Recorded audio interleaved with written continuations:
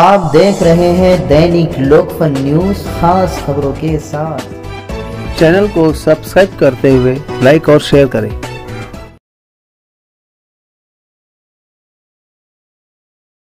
अस्सलामु अलैकुम वरहमतुल्लाहि वबरकातुहू। नाजरीन खैर मकदम है आपका दैनिक लोकफन चैनल में। नाजरीन जिस तरह से कुछ महीनों पहले काले कानून को लाया गया था एनआरसी और सीएए के नाम पर, जिसके खिलाफ और जिसके एहतजाज में पूरे मुल्क भर में जो लोग अच्छाई चाहते थे और सबका भला चाहते थे, उन लोगों ने शाहीन बाग कायम किए उस काले कानून के खिलाफ में।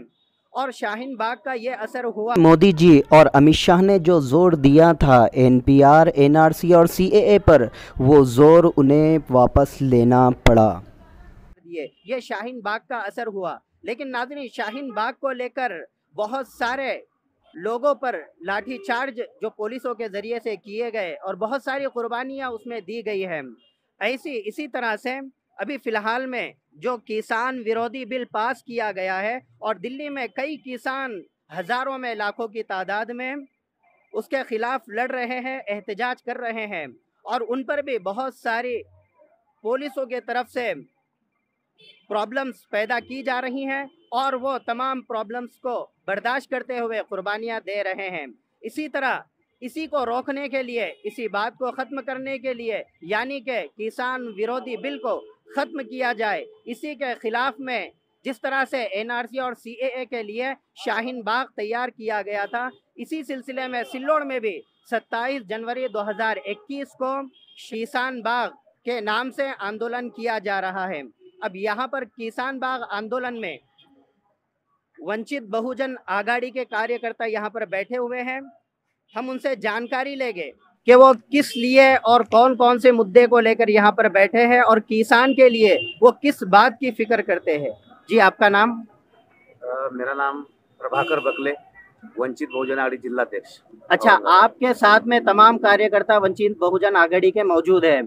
जी हाँ जी। अच्छा, आपने ये फैसला किस लिए लिया किसान बाग का, कि किसान बाग आंदोलन करना है? हमने हमारे पार्टी के सर्वे सर्वा आदरणीय बाला साहब आम्बेडकर, इनके तरफ जो औरंगाबाद जिले के नहीं बल्कि इस महाराष्ट्र के जो कुछ मौलवी है और जो कुछ मुस्लिम समाज की जो कुछ संगठनाएं हैं, वो आदरणीय बाला साहब के पास गए और बाला साहब से उन्होंने विनती की कि बाला साहब, हमें एक प्लेटफॉर्म नहीं मिल रहा है। हम बहुत सारे आज दिल्ली के अंदर जो किसान बैठे हैं उनके समर्थन में हम आंदोलन करना चाहते हैं, लेकिन हुकूमत जो है तो हमें परमिशन नहीं दे रही है।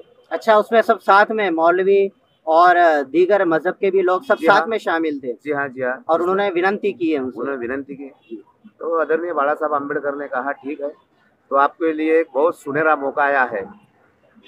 जिस वक्त पूरे हिंदुस्तान के अंदर सीएए और एनआरसी के खिलाफ जो शाहीन बाग लगे थे, तो उस वक्त हुकूमत ने शाहीन बाग को कुचलने की कोशिश किया था।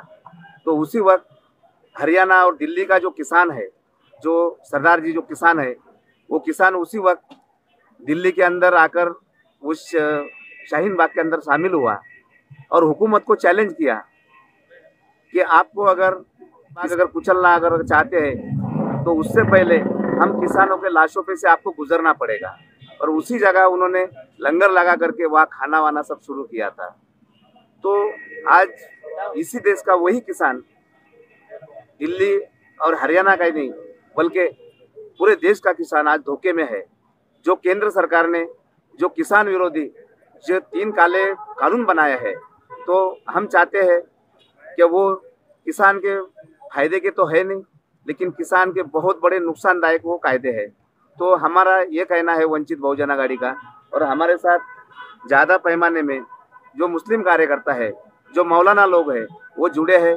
जैसे कि हमारे कालू दादा सैयद है, बने खाजी पठान है, बहुत सारे ऐसे हमारे वंचित बहुजन आघाड़ी के ज्येष्ठ लोग हमारे साथ जुड़े हैं। तो हम यही चाहते हैं कि जब ये किसान देश के अंदर अगर खेती नहीं करेगा, अगर फसल नहीं निकाल पाएगा, तो मैं पूछना चाहता हूँ नरेंद्र मोदी जी से, आप 2 वक्त की रोटी कहाँ से खाओगे? मेरा यही सवाल इस देश के, इस महाराष्ट्र के हर जाति धर्म के नागरिक से है, जिसको 2 वक्त की रोटी चाहिए, तो मैं चाहता हूँ वो सिर्फ अपने को इस देश का किसान दे सकता।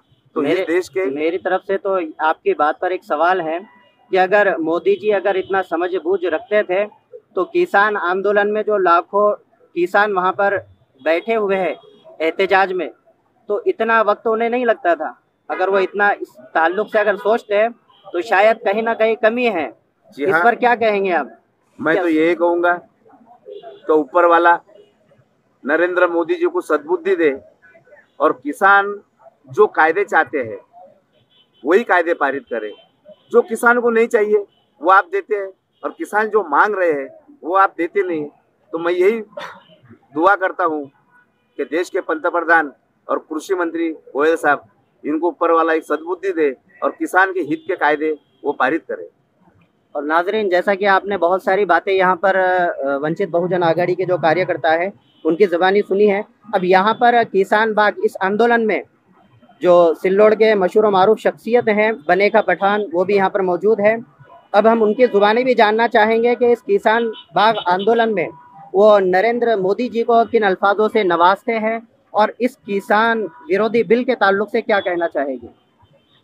आज आम्ही या ठिकाणी वंचित बहुजन आघाडीच्या वतीनं या ठिकाणी जे आता धरणं आंदोलनाला बसलेलो आहे। धरणं आंदोलन म्हणजे जे आहे तर या ठिकाणी केंद्र शासनाने मागं जे 3 कायदे पारित केले होते, ज्याचं जे पूर्ण जगभरात जे तर त्या ठिकाणी आंदोलन गाजलेलं आहे, ज्याचं नाव आहे शाहीन बाग म्हणून जे जे आंदोलन मागं जे गाजलेलं आहे, ज्याचं जे कायदे केले होते CAA आणि NRC आणि NPR हे 3 कायदे जे काळे कायदे केले होते। परंतु त्या कायद्याच्या वेळेस जे शाहीन बागच्या नावानं जे तर पूर्ण भारतभर जे या ठिकाणी आंदोलन मोठ्या प्रमाणामध्ये जे तर आंदोलन झालं होतं। परंतु त्या आंदोलनाला जे ते एक जातीचा मुलामा जे देण्यात आला होता की हा मुस्लिमांचं आंदोलन आहे, मुस्लिमांवर जे तर हे काळे कायदे लादलेले आहे म्हणून ते आंदोलन करतायत, म्हणून मुसलमानाचं नाव देऊन त्या आंदोलनाला जे तर त्या ठिकाणी जे तर बदनाम करण्यात आलं होतं। परंतु हा जो आंदोलन आहे त्यात जे तर शाहीन बागच्या आंदोलनाच्या स्थितीवर धरणा याच्यावरती जे तर म्हणजे आम्ही जे तर वंचित बहुजन आघाडीकडून त्याच स्तरावर जे तर हा आंदोलन जे तर उभं केलेलं आहे, ज्याचं नाव आम्ही किसान आंदोलन म्हणून केलेलं आहे। याचं नेतृत्व जे आहे आमचे राष्ट्रीय नेते ज्येष्ठ श्रद्धेय बाळासाहेब आंबेडकर जे तर हे यांच्या नेतृत्वाखाली आणि याचे समन्वयक, या आंदोलनाचे समन्वयक म्हणून फारुख अहमद जे आहेत महाराष्ट्राचे प्रवक्ता आहेत, ते वंचित बहुजन आघाडीचे प्रवक्ते यांच्या नेतृत्वाखाली हा जे तर महाराष्ट्रभर जे तर आंदोलन चालू आहे। आता या ठिकाणी जे तर हे जे किसान बाग आंदोलन आहे, किसानाला कोणतीच जे जात राहत नाही। भारत देशामध्ये प्रत्येक जाती धर्माचा माणूस हा किसान आहे, शेतकरी आहे आणि शेतकऱ्यामध्ये अशी कोणतीच जात नाही का जो शेतकरी नाही आहे। त्याच्यामध्ये दलित जेवढ्या जाती आहे भारतामध्ये, म्हणजे माझ्या माहितीप्रमाणे जे मंडल आयोगाच्या नुसार जे 3643 जाती, एकूण 3643 जाती आहेत। त्यांचं एकूण जाती एक जातीमध्ये 12.5 जाती राहतात, ज्याचा गुणाकार केला तर एकूण या देशामध्ये 75,000 जातीचे लोक राहतात। अशा प्रत्येक जातीमध्ये जे तर किसान आहे, शेतकरी आहे, शेतमजूर आहे आणि कामगार आहे, जे शेतीवर जे तर निर्धारित आहे आणि एक करून या देशाला जे तर पूर्ण जगामध्ये शेती प्रधान देश म्हणून ओळखलं जातं। त्याचं कारण असं आहे की या ठिकाणच्या जे तर 75% लोकांचं जीवनमान जे तर शेतीवरती जे तर अवलंबून आहे आणि शेतकऱ्यावर जे समज या ठिकाणी 3 काळे कायदे जे तर त्या ठिकाणी जे तर लादलेले आहेत, ते काळे कायदे जे तर रद्द करावेत। ते काळे कायदे आम्हाला मान्य नाही आहे, कारण लोकशाहीमध्ये बाबासाहेब आंबेडकरांनी सर्वसामान्य माणसाला म्हणजे माणसाला केंद्रबिंदू केलेला आहे। माणसाला जे तर या देशाचा जे तर मालक बनवलेला आहे। या देशाची 135 कोटी जनता या देशाची मालक आहे। भले जे तर या ठिकाणी मोदी आणि या ठिकाणी जे तर त्या ठिकाणी जे अमित शहा हे गृहमंत्री मोदी आणि शहाची जोडी ही जर समजा बहुमताने या ठिकाणी लोकांनी जे तर त्यांना निवडून दिलेलं असेल, परंतु त्यांनी हेच समजू नये आपणाला लोकांनी जे तर निवडून दिलेलं आहे म्हणून जे तर त्यांनी या तोऱ्यात राहू नये का आम्ही या देशाचे मालक झाले म्हणून। कारण शेवटी जे आहे डॉक्टर बाबासाहेब आंबेडकरांनी किती का मोठा माणूस असेल, तो मग पंतप्रधान असेल, तो गृहमंत्री असेल, कोणत्याही खुर्चीवर बसेल, त्याला 5 वर्षानंतर सर्वसामान्य जनतेसमोर आपला आढावा द्यावा लागतो आणि त्या ठिकाणी जनतेला त्याचे उत्तर द्यावे लागतात। म्हणून जे तर मोदींनी हे डोक्यातून आणि शहानी हे डोक्यातून काढून घेतलं पाहिजे. तर लोकांनी आम्हाला सत्ता दिली म्हणून आम्ही देशाची या मालक झालो. आम्ही काही कायदे करू, आम्ही कसंही करू, आम्ही हुकुमशाही या ठिकाणी राबवू आणि लोकशाहीच्या जे तर या ठिकाणी आम्ही जे तर लोकशाहीला काळीमा लागू असं जे त्यांच्या डोक्यामध्ये बसलेलं आहे त्यांनी अजिबात ते त्या डोक्यामध्ये ठेवू नये. ते त्यांनी काढून घेतलं पाहिजे. दुसरी एक गोष्ट अशी आहे का आमची या आंदोलनाच्या माध्यमानं जी मागणी आहे तर त्या ठिकाणचं शेतकरी गेल्या 70 दिवसापासून आंदोलन करत आहे. त्या ठिकाणी अनेक वेळेस जे तर पाणी पडलेलं आहे, थंडी जे तर महाथंडी त्या ठिकाणी आलेली आहे. त्या ठिकाणी जे तर अनेक लोक जे तर आजपर्यंत जे तर शेतकरी मरण पावलेले आहे. परंतु या ठिकाणी मोदी सरकारच्या जे तर कानावर कधीच जे तर जे तर रेंगाळत नाही. हे जे तर फक्त त्यांच्या डोक्यामध्ये जी हिटलरशाही भरलेली आहे, ती हुकुमशाही भरलेली आहे, ते जे तर या ठिकाणी आता जे तर या ठिकाणी लोकांना कळू लागलेले आहे. आणि काल जे समजा लोकतंत्र दिवस होता, प्रजासत्ताक दिवस होता, एकीकडे पुरं भारतभर जे तर आपण प्रजासत्ताकच्या निमित्तानं जे आपल्या जे तर तिरंग्याला सलामी करत होतो आणि त्या ठिकाणी जे तर राष्ट्रपती भवनमध्ये सुद्धा जे तर तिरंगा फडकवला गेला. मोदींनी सुद्धा जे तर लाल किल्ल्यावरती जे तर तिरंगा फडकवला आणि त्या ठिकाणी देशाला संदेश दिला आणि या देशाच्या जनतेला जे तर त्या ठिकाणावर सलाम केला. मी सलोट मारतो या देशाच्या जनतेला, कारण तुम्ही प्रजा आहेत, प्रजाची या देशामध्ये सत्ता आहे. आम्ही आज रोजी जे तर या ठिकाणी जे तर प्रजासत्ताक दिवस साजरा करीत आहोत. एकीकडे पुरं देशभर जे तर प्रजासत्ताक दिन साजरा करीत असताना आपण दिल्लीवरती पाहिलं. दिल्लीमध्ये जे आहे त्या ठिकाणी जे तर यांचे आंदोलन 70 दिवसापासून जे तर आंदोलन शेतकरी करत होते त्याचं आंदोलन मोडकीच काढण्यासाठी, कारण त्या दिवशी जे तर लोकांनी जे तर शेतकऱ्याच्या नेत्यांनी जे तर आंदोलन जे तर त्या ठिकाणी प्रजासत्ताकच्या दिवशी आम्ही या ठिकाणी ट्रॅक्टर रूपानं जे तर रॅली काढू. एकीकडे जे तर प्रजासत्ताकाच्या निमित्तानं जे एका रस्त्यावरती भल्या मोठ्या रस्त्यावरती त्या ठिकाणी या देशाची संस्कृती काय आहे, या देशाचा समाज काय काय आहे, या देशाचं जे तर संरक्षण खातं कसं आहे हे दाखवण्याचं काम चालू होतं. दुसऱ्याच रस्त्यावरती जे तर या ठिकाणी इथला जो पोशिंदा आहे, जो समजा या ठिकाणच्या जे तर सर्व लोकांना जे तर पोचण्याचं काम करतो. आपण बिना लाईट शिवाय राहू शकतो, बिना AC शिवाय राहू शकतो, पुन्हा या ठिकाणी जे तर रेल्वे बिना राहू शकतो. आपण जे तर या ठिकाणी चकचकाट जे तर सडका नसल्या तरी आपण राहू शकतो.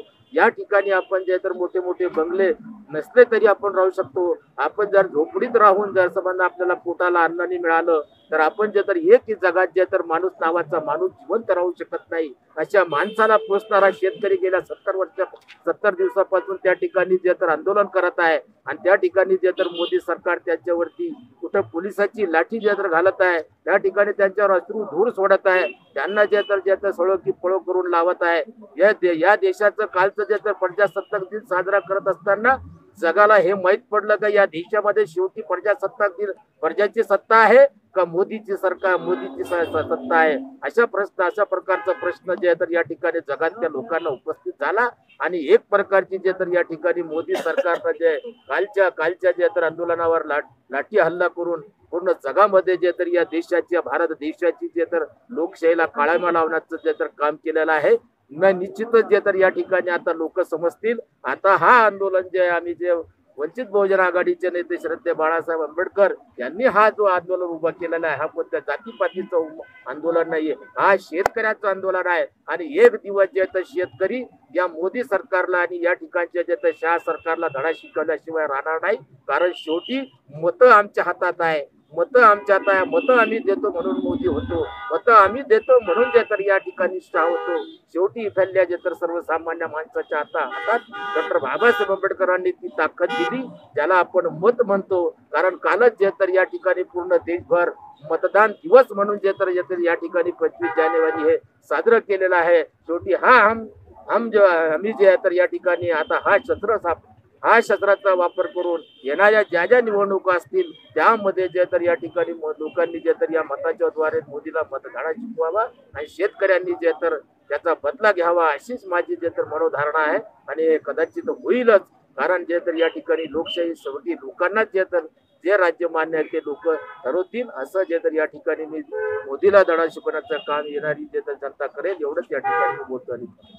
शाहीन बाग में जिस तरह से प्रोग्राम हो रहा था और जो काले कानून है उस काले कानून को जनता के सामने रखा जा रहा था, तो क्या किसान बाग के ज़रिए से भी किसान विरोधी बिल को जनता के सामने लाया जाए इसके ताल्लुक से क्या ख्याल है आपका कि किसान बाग में क्या बदलाव होना चाहिए? अभी किसान बाग में जो है तो ये बदलाव होना चाहिए कि क्योंकि ये कानून जो है अभी कई लोग जो है तो ये कानून अगर समझते ये कानून काना नहीं रहता था, क्योंकि हमारा जो राज्य जो है पंजाब और हरियाणा, ये हरियाणा और पंजाब राज्य का शेतकरी जो है तो ये बहुत बड़ा शेतकरी है।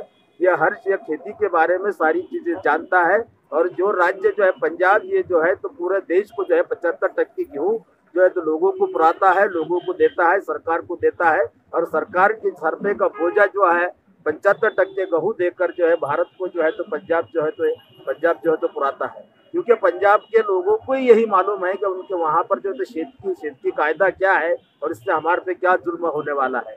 ये जो है तो हमारे इधर की जो महाराष्ट्र में जो है, महाराष्ट्र में भी कुछ अभी लोग जो है कल जो है तो कोश्यारी जो हमारे जो है तो राज्यपाल है, कोश्यारी को जो है तो कल जाकर जो है तो उन्होंने जो है तो राजभवन को घेराव डाला। कुछ लोगों को आप थोड़ा थोड़ा जो है तो ये किसान के बारे में जो काला कानून के बारे में जो है तो मालूमात हो रही है। और श्रद्धेय बाला साहब अम्बेडकर ने यही वजह से जो है जो है तो आज से 27 जनवरी से जो है ये तो काला कानून जो है तो लोगों को मालूम होना चाहिए। ये काला कानून लोगों को इसकी जानकारी होना चाहिए। ये काले कानून जो है तो ये उद्योगपति के लिए बनाए गए हैं, ये बड़े लोगों के लिए बनाए गए हैं, ये हमारे किसानों को जो है तो इसके लिए क्या करना होगा किसान बाग में? ये किसान के आवाम है तो और लोगों को जो है तो किसान बाग को जो है तो पूरे भारत भर में बढ़ाना होगा। हर किसान को जो इसमें शामिल होना होगा, हर किसान को जो है तो ये आंदोलन में शामिल होना होगा। और ये आंदोलन में शामिल होकर ये जो है तो 3 काले कानून जो बनाए गए हैं इसको जो है तो समझना होगा।